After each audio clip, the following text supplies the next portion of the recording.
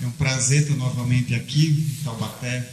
Já veio aqui outras vezes, mas desta vez a ocasião é muito especial. Cristina, quando aconteceu o que nós sabemos aí, da instituição fechar as portas ao trabalho do magnetismo, e aí ela me mandou uma mensagem sem saber se iria ter o seminário, se não ia ter, como é que iria fazer, se iria suspender a minha vinda para cá. E eu disse para ela o seguinte: ela, não suspenda por enquanto. Se você achar que não deve realizar, você me avisa, mas por enquanto você não suspenda e tenta ver se faz num outro local, num local independente. Então eu vou deixar a data ainda marcada para Taubaté, reservada para Taubaté, e enquanto você vê o que consegue fazer por aí. Mas eu acho que você não deveria suspender o seminário, mas tentar realizar num outro local. E deu certo. E para mim estar aqui hoje é realmente uma ocasião especial. Mais ou menos uns 30 dias antes disso, lá na minha cidade, em Aracaju, não com a nossa instituição, o Instituto Espírita Paulitas, mas numa outra instituição de Aracaju, aconteceu algo semelhante. Uma instituição que já trabalhava com magnetismo há muitos anos. O pessoal responsável por esse trabalho de magnetismo, para vocês terem uma ideia, eles participaram de todos os encontros mundiais de magnetismo. De todos. Foram 10. Eles participaram de todos.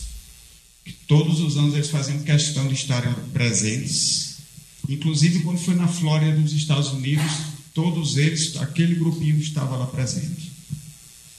E, num belo dia, eles chegaram na instituição para a realização do trabalho de magnetismo. Chegou lá, o trabalho não existia mais. Eles foram sequer avisados que não ia ter mais trabalho de magnetismo. As macas tinham sido retiradas, o trabalho já não existia e nem mesmo a coordenadora do trabalho estava avisada. Simplesmente chegaram lá, abriram a porta, não tinha mais trabalho. Logicamente, alguns deixaram a instituição, se sentiram feridos por causa disso. Outros continuam lá, mas sem trabalhar com o magnetismo. Qual foi a justificativa da instituição? Porque não é para ter uso de maca. Baseados em quê? Baseados em uma palestra que era para um esclarecimento dos trabalhadores, que tinha sido realizado dias antes, com um palestrante da Federação Espírita do Estado de Sergipe, onde eu não tenho acesso ao conteúdo do que ele falou nessa palestra de esclarecimento aos trabalhadores, mas eu sei que ele falou contra o uso de macas nos tratamentos magnéticos, com a justificativa de que a maca é perigosa para a instituição espírita. Vai que alguém desencarne no centro espírita deitado numa maca. Que explicação a instituição vai dar para os órgãos públicos que possivelmente serão chamados à instituição? Que explicação a instituição vai dar para aquela pessoa ter desencarnado numa maca? Ou seja, isso é bastante perigoso para a casa espírita. Baseado nisso, a dirigente da instituição, a presidente da instituição, por não ser uma pessoa afinada com o magnetismo, se aproveitou dessa deixa e cancelou todo o trabalho de magnetismo que já acontecia há mais de uma década. Se alguém desencarnar na penumbra de uma reunião mediúnica, que explicação a gente vai dar aos órgãos públicos de alguém ter desencarnado numa reunião mediúnica, na penumbra, numa sala escurinha? E a gente também ainda poderia perguntar, se alguém desencarnar no centro espírita sentado, ele vai deixar a pessoa sentada, desencarnada, vai deixar o corpo sentado, aguardando até que os representantes dos órgãos públicos cheguem até lá? Não tem justificativa. Então a gente percebe que muitas vezes se aproveita de qualquer coisa, de qualquer deixa, de qualquer argumento, mesmo que vazio, para que eu possa expressar que eu não gosto, eu não quero magnetismo na minha instituição. Felizmente, na instituição que eu participo, que eu ajudei a fundar, nós não temos essa dificuldade, porque desde a sua fundação o magnetismo já existia, a instituição já foi fundada já com a abertura para funcionar o tratamento magnético lá. E nós encerramos esta semana, quarta-feira passada, encerramos mais um estudo do passe do magnetismo, que é realizado em 25 aulas, são aulas semanais de 1h30. Começamos em abril e depois tem mais 4 aulas, 4 semanas de estágio, onde eles vão tratar alguém durante 4 semanas de forma supervisionada por mim e por mais algumas pessoas da nossa equipe, para que eles saiam de lá com algum treinamento prático, realmente tratando e vendo e acompanhando os resultados do tratamento. E geralmente várias dessas pessoas acabam ficando na nossa instituição para trabalhar, o que não é o ideal. Pensamos que o ideal é que essas pessoas pudessem retornar para suas instituições, porque nós realizamos esse estudo já há 15 anos, é aberto para todas as instituições que queiram participar. Geralmente a gente divulga, como o nosso estado ele é pequeno, a gente divulga para Aracaju e a Grande Aracaju, então a capital e as cidades da redondeza. Não divulgamos para o estado todo, mas qualquer pessoa do estado, de qualquer lugar que queira participar, as portas estão abertas. Então, o ideal seria que essas pessoas, ao terminarem o curso, retornassem para as suas instituições para trabalhar com magnetismo. Mas geralmente não é o que acontece. Porque quando elas chegam nas suas instituições, elas não encontram abertura para fazer de modo diferente. Que elas vão ser obrigadas a fazer de modo diferente da instituição. Que geralmente na instituição espírita elas encontram o passe, aquele passe que a maioria de nós já conhecemos. Aquele passe de 2, 3 minutos, aquele passe que é aplicado após as reuniões públicas, sem uma maior verificação, sem um maior conhecimento teórico ou prático, aguardando que os espíritos façam todo o resto. Ou seja, nós nos acomodamos na falta de conhecimento e dizemos aos espíritos: agora vocês façam todo o resto, porque eu não quero, eu não vou, ou eu não sei fazer. E a grande questão que se levanta com relação ao magnetismo é: aquele que é adepto do magnetismo precisa estudar para fazer. Enquanto que aqueles que são contrários ao magnetismo não encontram uma outra resposta, é que, não, você não é para você saber, deixe que os espíritos é quem vão fazer. Então nós não podemos aprender, não podemos desenvolver, não podemos conhecer a respeito de fluido, dos seus mecanismos, da sua utilização, das suas práticas. E quando a gente fala em magnetismo, geralmente as pessoas pensam logo em passe. Mas magnetismo não é somente passe. Quando a gente estuda magnetismo, nós estamos estudando os próprios mecanismos da vida. Porque o magnetismo é um grande mecanismo de funcionamento da vida no planeta Terra. Eu não sei com relação a outros planetas, mas aqui no nosso planeta, tudo funciona à base de eletricidade e magnetismo. Pura e simplesmente assim. É o mesmo magnetismo estudado na física? Não. Mas tem todas as semelhanças. Que o magnetismo estudado na física é o magnetismo dos ímãs, é o magnetismo da gravitação. Mas nós estamos nos referindo a corpos orgânicos, seres com vida, que também tem magnetismo, uma espécie de magnetismo que Mesmer chamou de magnetismo animal. Mesmer está ali, né? A figura dele olhando ali para Jesus e para Kardec. O magnetismo que mantém a vida na Terra, que sustenta o funcionamento do nosso planeta, que mantém os nossos corpos físicos, que sustenta a vida orgânica no planeta Terra, tudo isso é magnetismo.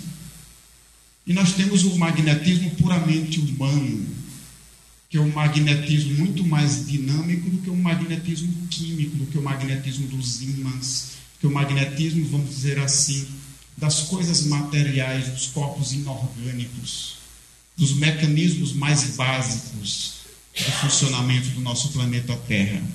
O magnetismo humano ele é muito mais dinâmico, mas também funciona na base da atração, da repulsão. Essa atração ou repulsão, diferentemente dos ímãs, onde determinados polos mecanicamente se atraem, determinada junção de polos mecanicamente se repelem, mas no magnetismo humano isso pode ser transformado, isso pode ser modificado. Nós podemos atrair alguém a nós pelo magnetismo, mas também podemos repelir a mesma pessoa com esse mesmo magnetismo. Ele é dinâmico, ele é capaz de sofrer transformações, então nós podemos elaborar modificações nessa energia magnética, de modo que ela sirva aos nossos propósitos. Existem vários livros escritos a respeito de magnetismo pessoal. Vocês já devem ter ouvido, pelo menos ouvido falar a respeito disso, magnetismo pessoal. E tem muitas obras a respeito disso.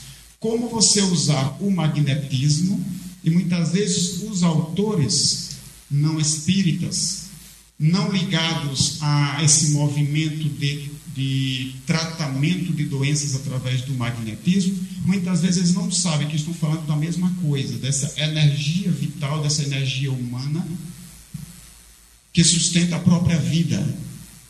E esse magnetismo pessoal nada mais é do que você usar, de você transformar estas energias de modo a você atrair pessoas para os seus objetivos. Logicamente, isso pode ser utilizado de uma forma mais positiva ou de uma forma negativa.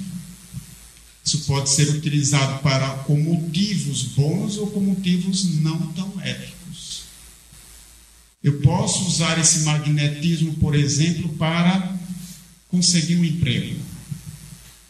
Diante de uma entrevista, num setor de trabalho, eu posso usar esse meu magnetismo para eu convencer a outra pessoa de que ela deve me dar esse emprego.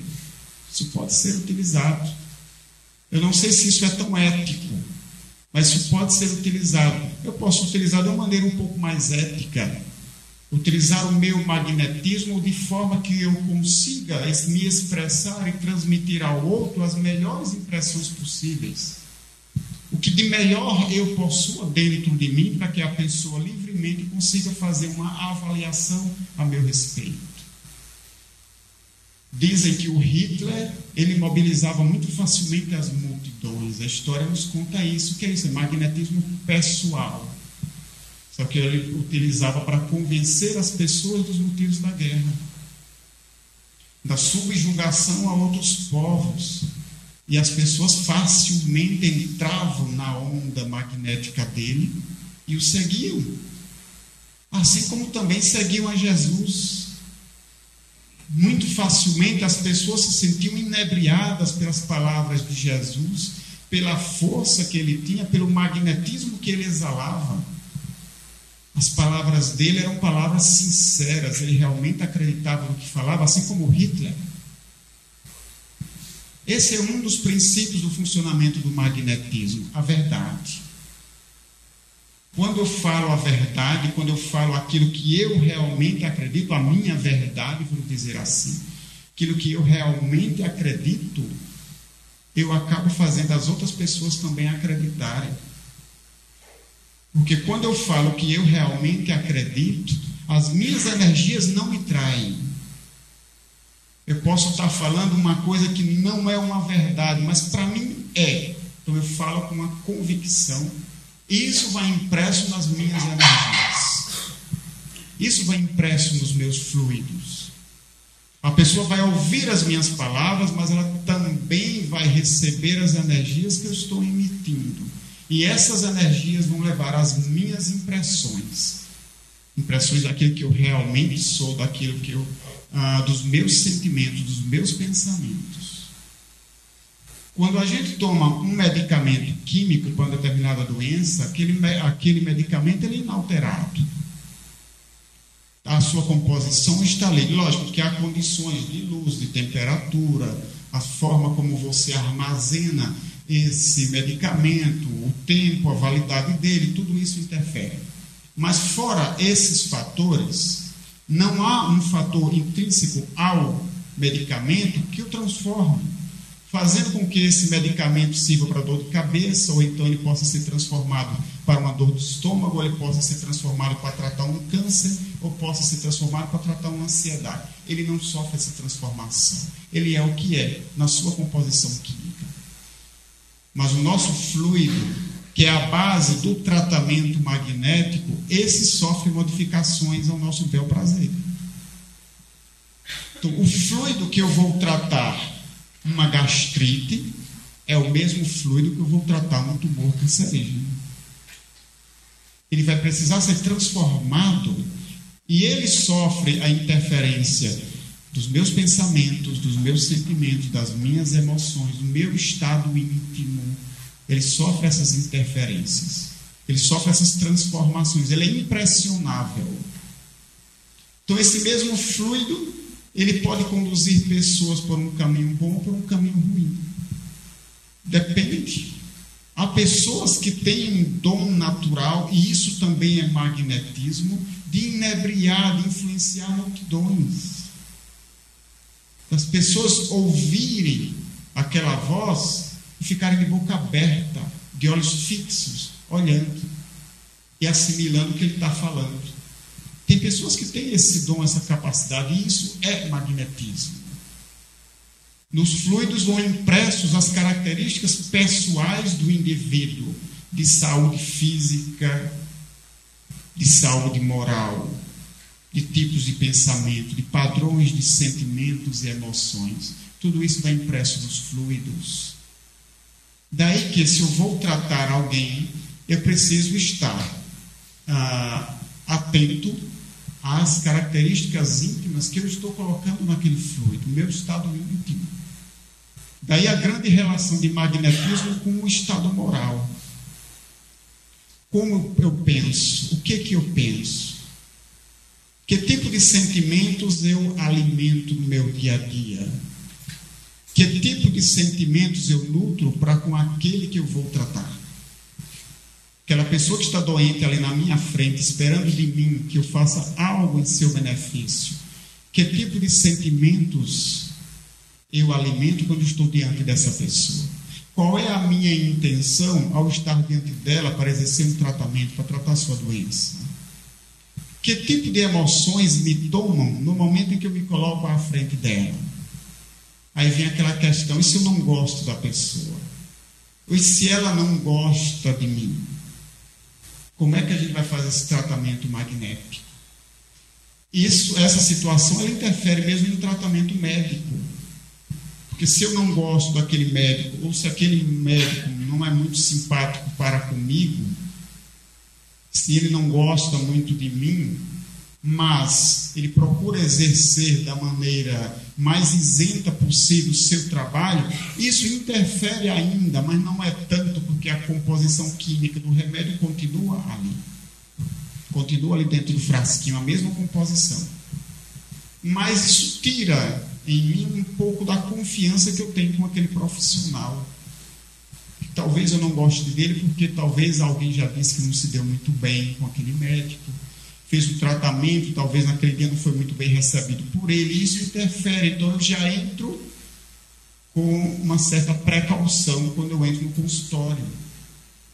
Isso vai interferir no tratamento? Vai, porque eu já não vou confiar tanto nele, eu já vou com o pé atrás. Mas o medicamento continua na sua química inalterada. Com o tratamento magnético, isso não se dá assim. Se eu não gosto da pessoa, se ela não confia no meu passe, isso interfere grandemente nos resultados, porque a gente não está aí manipulando química, a gente está manipulando fluido, que é extremamente impressionável com as nossas situações íntimas. Eu posso aplicar o passe em uma pessoa que não gosta de mim? Posso. Talvez seja justamente aquela melhor oportunidade para eu transformar isso. E esse esforço de transformação também vai influenciar os meus fluidos. e o resultado do tratamento. Talvez, se ela não estiver disposta a essa interação comigo, a essa transformação de sentimentos, mas eu estou disposto a mudar esses sentimentos, estou aproveitando a oportunidade do passe para isso. Mas também, por outro lado, eu tenho que pesar. E o resultado do tratamento na doença dela? Eu vou utilizar este passe como um recurso para a minha transformação e a doença dela, como fica? E o resultado do problema dela? Então, nós podemos tomar essa oportunidade como essa transformação interior, que pode trazer um resultado benéfico, inclusive, ao passe. Podemos dar um tempo, não, hoje não. Deixa que outra pessoa aplique esse passe. Hoje eu vou me resguardar, eu vou fazer uma prece, hoje eu vou procurar me conciliar comigo mesmo e com esta pessoa. Aí na próxima oportunidade, sim, eu vou estar 100% para aplicar este passe. Não devemos perder as oportunidades para essa transformação interior com a qual muito a gente tem para ganhar, tanto nós quanto o outro. Se o outro não quer, fazemos a nossa parte. Se o outro não quer receber passe conosco por causa disso, respeitamos o pensamento daquela pessoa. Ela não quer. Outra pessoa aplica. Mas eu vou buscar oportunidades para me conciliar com esta pessoa, porque isso vai fazer uma transformação dos meus fluidos. Vai me dar uma melhor possibilidade de tratamento, não só dessa pessoa, como de outras também. Às vezes tem certos pacientes que são complicados. Nós já tivemos essa situação na nossa instituição. Certos magnetizadores não queriam aplicar o passe na pessoa, porque ela era complicada. Tudo ela reclamava. A gente sabe que durante o processo de um passe, várias reações magnéticas acontecem, até o passe ser concluído. Várias coisas ali acontecem naquele trânsito, naquela troca de energias, várias reações que podem ser sentidas ou não, dependendo da sensibilidade de ambos. Então, podem ser sentidos como uma pequena tontura, um arrepio, uma dorzinha em alguma parte do corpo. Umas pessoas podem sentir isso de uma maneira mais forte. Pode trazer um certo incômodo, um estremecimento no corpo. São várias e as mais variadas reações que podem acontecer. Mas esse paciente era complicado. Qualquer coisa, mesmo que a gente explicava, o passe, ele traz reações. Coisas acontecem enquanto a gente está aplicando o passe. Agora, terminou o passe, não é que você está sentindo mais nada. Se o passe foi bem aplicado, foi bem realizado, ao terminar, não é para a pessoa estar sentindo mais nada, nem o magnetizador, nem o magnetizado. Mas se termina o passe e um dos dois ainda está sentindo alguma reação, falta alguma coisa nesse passe, ele não está completo. Alguma coisa ou foi mal aplicada, ou ainda falta algo para completar esse passe. Mas durante o processo, é comum e é natural que aconteçam essas reações. Mas com esse paciente complicado era difícil, porque ele não queria sentir nada. Qualquer coisinha que ele sentisse é porque o magnetizador estava fazendo algo errado. Então ele abria logo os olhos, porque o magnetizador estava fazendo alguma coisa errada. Então alguns magnetizadores nem queriam aplicar o passe nessa pessoa. Chegamos inclusive a perder um magnetizador do trabalho por causa disso. Mas, enfim, é algo que nós precisamos aprender a lidar, assim como o médico tem que lidar com pacientes complicados, difíceis, questionadores. Às vezes, pessoas que estão internas no hospital, enfermeiros têm que lidar com pacientes que são mais dóceis, outros que são mais irritáveis. Ou seja, são as características, a grande variedade das características humanas que nós precisamos aprender a lidar de bom humor, com paciência, com serenidade, ajudando essas pessoas nos seus tratamentos, e vamos estar ajudando elas também a superar essa forma de ver, sempre dando justificativas razoáveis, sempre usando de argumentos, nunca dizendo é assim porque é assim. É assim porque tem uma explicação. Qual é essa explicação? nós devemos passar para a pessoa de modo que ela consiga compreender e superar esta situação, esta maneira de ser e de pensar.